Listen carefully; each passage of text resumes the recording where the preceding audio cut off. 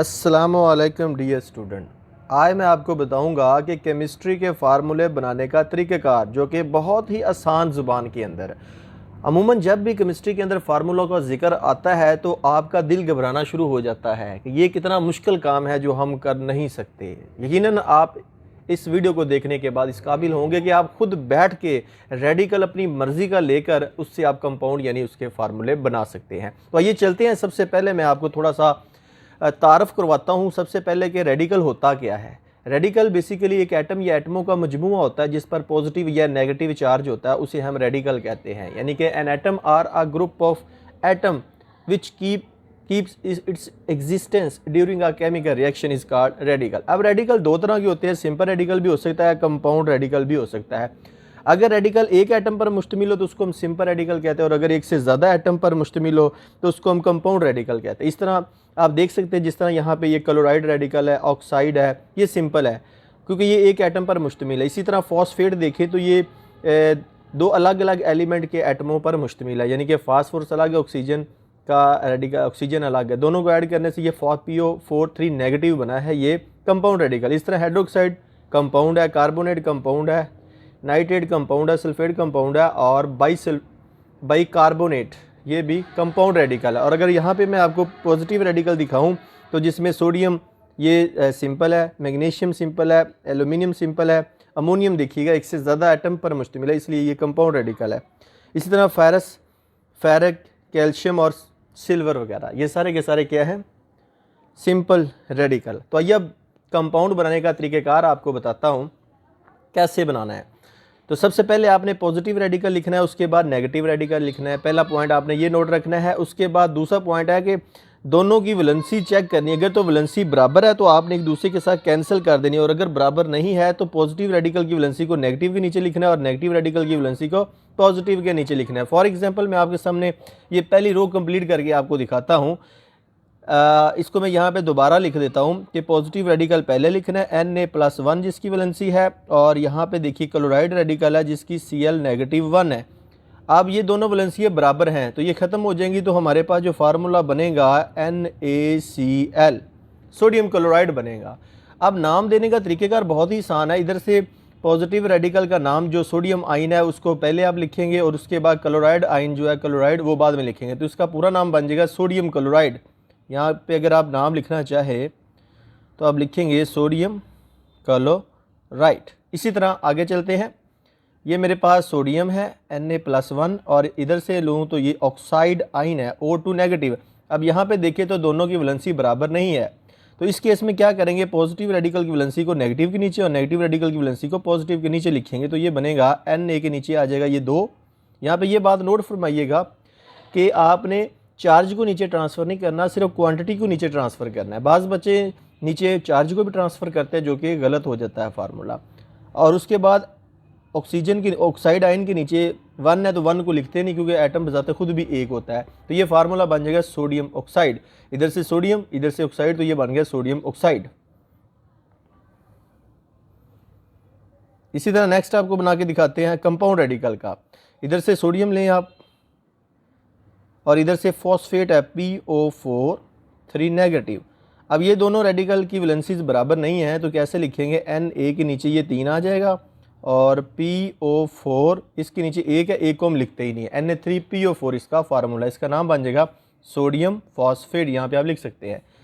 उसके बाद सोडियम को OH के साथ, सोडियम आइन को हाइड्रोक्साइड आइन के साथ मिलाते हैं। दोनों की वैलेंसी देखिएगा बराबर है, कैंसिल हो जाएगी, तो ये हमारे पास बनेगा NaOH सोडियम हाइड्रोक्साइड। सेम आगे चलते हैं। सोडियम को कार्बोनेट के साथ मिला के दिखाते हैं, Na+1 है और CO3 के ऊपर 2 नेगेटिव है। ये दोनों डिफरेंट चार्जेस है तो एक दूसरे के नीचे ट्रांसफ़र करेंगे, तो ये बनेगा Na2, ये 2 इसके नीचे आएगा, और CO3 1 है तो 1 को हम लिखते ही नहीं, ये सोडियम कार्बोनेट का फार्मूला बन जाएगा। नेक्स्ट चलते हैं सोडियम, और इधर से हम लेते हैं नाइट्रेट NO3 1 नेगेटिव। दोनों की वैलेंसी बराबर है, 1 1 है। अगर यहाँ पे दोनों की वैलेंसी 2+2 नेगेटिव 2 की फॉर्म में होती, या +3 नेगेटिव 3 की शक्ल में होती, तब भी ये कैंसिल हो जाएगी। तो यहाँ पे हम लिखेंगे इसका जो फार्मूला बनेगा NaNO3 सोडियम नाइट्रेट। सेम इसी तरह सोडियम को अब हम सल्फेट आयन के साथ मिलाते हैं, तो यहाँ पे भी वैलेंसी बराबर नहीं है, तो सोडियम के नीचे आ जाएगी सल्फेट की वैलेंसी 2 Na2, उसके बाद SO4, सोडियम की एक है, एक को हमने लिखना नहीं, तो ये बनेगा सोडियम सल्फेट। इसी तरह सोडियम को बाइकार्बोनेट के साथ मिलाते हैं, +1 सोडियम की है और बाइकार्बोनेट की है HCO3 1 नेगेटिव, दोनों की बराबर है तो कैंसिल हो जाएगी, तो बाकी हमारे पास फार्मूला बचेगा NaHCO3। तो आप देख रहे हैं इस वक्त ये कितने आसान फार्मूले हैं। इसी तरह मैं आगे नेक्स्ट भी आपको मुकम्मल करके दिखाता हूँ। अब मैं मैग्नीशियम आयन को chloride ion, oxide ion, phosphate, hydroxide, carbonate, nitrate, sulphate और बाइकार्बोनेट के साथ मिला के डायरेक्ट लिख के आपको दिखाता हूँ। तो यहाँ पे देखिएगा Mg को जब आप Cl के साथ मिलाएंगे तो ये बन जाएगा Mg, और Cl का के ऊपर एक है, मैग्नीशियम के नीचे 2 है, वो Cl के नीचे चला जाएगा तो MgCl2 बनेगा। सेम आगे देखिएगा, मैग्नीशियम और ऑक्साइड दोनों की वैलेंसी इसकी +2 है, इसकी -2 है, तो ये कैंसिल हो जाएगी, तो बाकी रह जाएगा MgO, मैग्नीशियम ऑक्साइड। इसी तरह Mg, अब फॉस्फेट की 3 है, वो मैग्नीशियम के नीचे चला जाएगा 3, तो ये बनेगा Mg3PO4, और मैग्नीशियम की 2 है, वो फॉस्फेट के नीचे आ जाएगी। अब यहाँ पे 2 लिखेंगे तो ये 42 बनेगा, 42, तो क्या करेंगे आप, क्योंकि ये एज अ होल है, फॉस्फेट के नीचे आएगा, तो इसके लिए हम ब्रैकेट लगा के नीचे 2 लिखेंगे। मैग्नीशियम फॉस्फेट, आगे चलते हैं। मैग्नीशियम को OH के साथ मिलाते हैं, तो मैग्नीशियम का जो 2 है वो OH के नीचे चला जाएगा, तो मैग्नीशियम MgOH ट्वाइस बनेगा। इसी तरह मैग्नीशियम को कार्बोनेट्स के मिलाएं, दोनों की वैलेंसी बराबर है, तो ये बन जाएगा MgCO3, मैग्नीशियम कार्बोनेट। सेम इसी तरह मैग्नीशियम को नाइट्रेट के साथ मिलाते हैं, NO3, इसके नीचे मैग्नीशियम का 2 चला जाएगा, तो इसको हम लिखेंगे MgNO3 ट्वाइस, मैग्नीशियम नाइट्रेट। इस तरह मैग्नीशियम को सल्फेट से मिलाते हैं, दोनों की वैलेंसी बराबर है, +2 नेगेटिविटी, तो ये बन जाएगा MgSO4। सेम इसी तरह मैग्नीशियम को हम बाइकार्बोनेट के साथ मिलाएंगे, तो Mg का 2 है और बाइकार्बोनेट HCO3 1 है, इसके नीचे एक नहीं लिखेंगे, मैग्नीशियम का जो 2 है वो बाइकार्बोनेट आयन के नीचे चला जाएगा, तो ये बनेगा मैग्नीशियम बाइकार्बोनेट। नेक्स्ट चलते हैं, एल्यूमिनियम का 3, अब देखिएगा क्लोराइड की 1 है, तो ये एल्यूमिनियम का जो 3 है वो कहाँ पे जाएगा, Cl के नीचे, तो AlCl3। इसी तरह ऑक्सीजन ऑक्साइड के साथ मिलाता हूँ, ऑक्साइड का 2 एल्यूमिनियम के नीचे आ जाएगा, और एल्यूमिनियम का जो 3 है वो चला जाएगा ऑक्साइड आयन के नीचे, तो Al2O3 एल्यूमिनियम ऑक्साइड फार्मूला बनेगा। नेक्स्ट एल्यूमिनियम फॉस्फेट, अब यहाँ पे देखिएगा एल्यूमिनियम के ऊपर 3 है, फॉस्फेट के ऊपर भी 3 है, दोनों कैंसिल होंगी, तो ये बनेगा AlPO4। सेम आगे मैं बना के दिखाता हूँ आपको, एल्यूमिनियम को OH के साथ मिलाएं तो AlOH थ्राइस, यानी एल्यूमिनियम हाइड्रोक्साइड बनेगा। इसी तरह एल्यूमिनियम को कार्बोनेट के साथ, एल्यूमिनियम का 3 है, कार्बोनेट का 2 है, 2 इसके नीचे आएगा, और एल्यूमिनियम का जो 3 है वो चला जाएगा कार्बोनेट के नीचे, एल्यूमिनियम कार्बोनेट। इस तरह एल्यूमिनियम को नाइट्रेट के साथ मिलाएंगे तो एल्यूमिनियम का 3 जो है वो नाइट्रेट के नीचे चला जाएगा। इसी तरह एल्यूमिनियम को मिलाते हैं सल्फेट के साथ, तो सल्फेट का 2 एल्यूमिनियम के नीचे, और सल्फेट के नीचे एल्यूमिनियम को जो 3 है वो चला जाएगा, तो ये फार्मूला Al2SO4 थ्राइस बनेगा एल्यूमिनियम सल्फेट का। इसी तरह एल्यूमिनियम को मिलाते हैं बाइकार्बोनेट के साथ, तो एल्यूमिनियम का 3 जो है वो बाइकार्बोनेट के नीचे चला जाएगा। सेम इसी तरह नीचे आए तो अब हम बात करते हैं कंपाउंड रेडिकल जो कि अमोनियम है। इसको इसी तरह सेम मैं मिलाऊंगा आपके सामने, ये बनेगा अमोनियम की भी 1 है वैलेंसी, और क्लोराइड की दोनों कैंसिल होगी तो NH4Cl अमोनियम क्लोराइड बनेगा। तो जिस चीज़ की इधर 1 होगी वैलेंसी उसके साथ ये कैंसिल होकर नीचे कुछ भी नहीं आएगा, अगर ज़्यादा हुई तो वो आएगा। अब नेक्स्ट है अमोनियम को ऑक्साइड के साथ मिलाते हैं।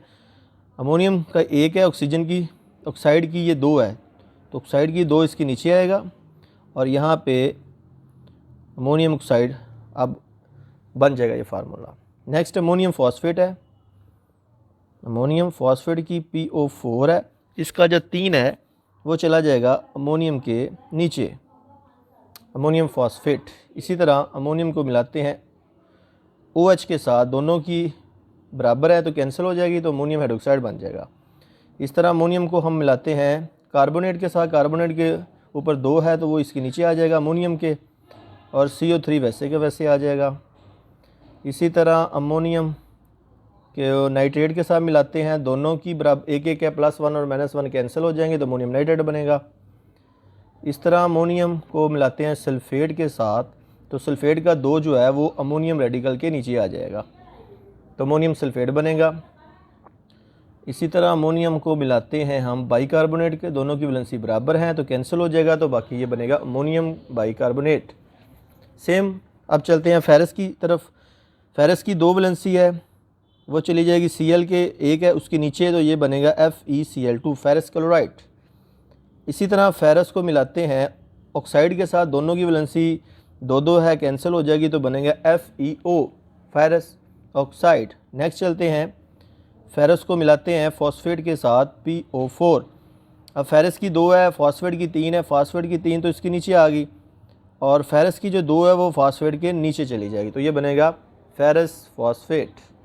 नेक्स्ट चलते हैं, फेरस को मिलाते हैं OH के साथ, फेरस की जो 2 है वो OH के नीचे चली जाएगी, तो फेरस हाइड्रोक्साइड बनेगा। इसी तरह फेरस को मिलाते हैं कार्बोनेट के साथ, दोनों की वैलेंसी बराबर है, तो F कैंसिल हो जाएगी, तो FeCO3 फेरस कार्बोनेट बनेगा।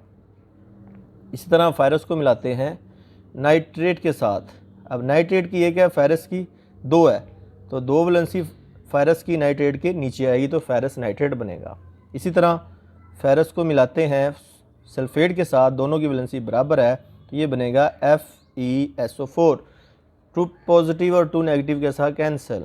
इसी तरह फेरस को मिलाते हैं बाइकार्बोनेट के साथ। अब फेरस की 2 है, वो चली जाएगी बाइकार्बोनेट के नीचे, तो ये बनेगा फेरस बाइकार्बोनेट।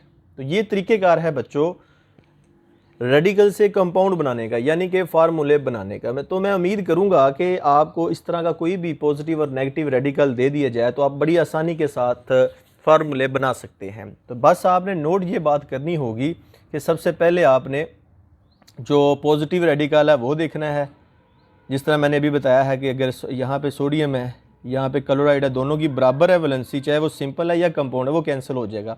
चाहे +1 -1 है, चाहे यहाँ पे 2 वैलेंसी वाला है, जिस तरह आपके पास Mg वो +2 है और ऑक्साइड जो है वो -2 है, फिर भी कैंसिल हो जाएगा।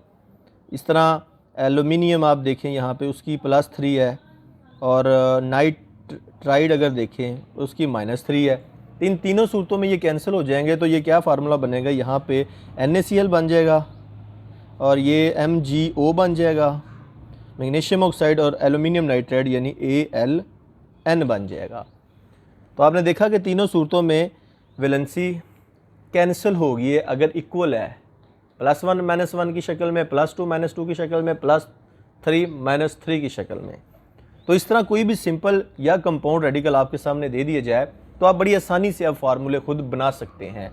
तो अगर ये वीडियो आपको पसंद आई है तो इसे लाइक करके अपने दोस्तों के साथ ज़रूर शेयर कीजिएगा, ताकि आपके दोस्त भी जो केमिस्ट्री से घबराते हैं, फार्मूले बनाने से घबराते हैं, जो कहते हैं कि जी फार्मूले बड़े मुश्किल हैं, पता नहीं टीचर्स ने रटा लगाया होता है, वो अपनी तरफ से आके हमें लिख के दिखा देते हैं। रटा नहीं है बच्चों, सबसे पहले आपने ये पॉजिटिव रेडिकल याद करने हैं। इस तरह आप अपनी बुक से और भी ले सकते हैं पॉजिटिव रेडिकल, और इसी तरह नेगेटिव रेडिकल आप लेंगे तो लिखते वक्त पॉजिटिव रेडिकल आपने पहले लिखना है, नेगेटिव रेडिकल आपने बाद में लिखना है। उसके बाद आपने वैलेंसी को इंटरचेंज करना है, अगर वो बराबर नहीं है, अगर बराबर है तो कैंसिल हो जाएगी, तो आपका फार्मूला बन जाएगा।